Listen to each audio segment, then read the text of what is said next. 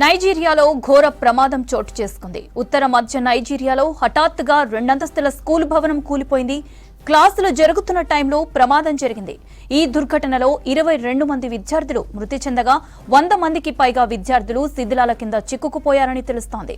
శిథిలాల కింద చిక్కుకున్న విద్యార్థులను బయటకు తీసుకువచ్చేందుకు రిలీఫ్ అండ్ రెస్క్యూ టీంలు ఘటనా స్థలంలో సహాయక చర్యలను ముమ్మరం చేశాయి.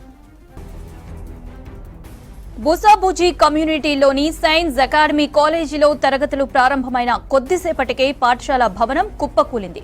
ప్రమాదం బారిన పడిన వారిలో 15 ఏళ్లలోపు విద్యార్థులు ఉన్నారు.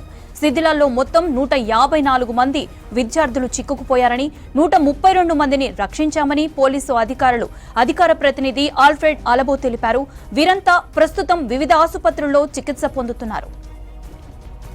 ప్రమాదంపై నైజీరియా ప్రభుత్వం స్పందించింది. పాఠశాల నిర్మాణం బలహీనంగా ఉండడం, నది ఒడ్డున ఉండడం వల్లే ఈ ప్రమాదం జరిగినట్లు తెలిపింది. శిథిలావస్థలో ఉన్న పాఠశాలను వెంటనే గుర్తించి వాటిని మూసివేయాలని ప్రభుత్వం అధికారులను ఆదేశించింది. ఆఫ్రికాలో అత్యధిక జనాభా కలిగిన దేశమైన నైజీరియాలో భవనాలు కూలిపోవడం సర్వసాధారణమైపోయింది.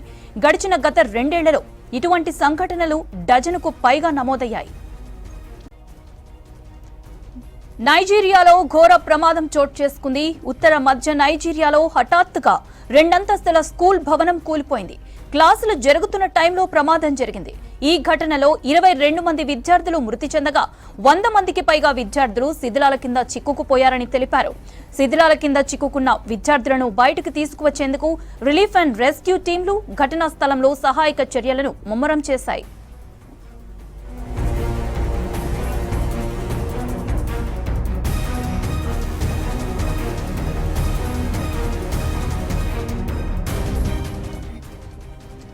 బుసాబుజీ కమ్యూనిటీలోని సైన్స్ అకాడమీ కాలేజీలో తరగతులు ప్రారంభమైన కొద్దిసేపటికే పాఠశాల భవనం కుప్పకూలింది.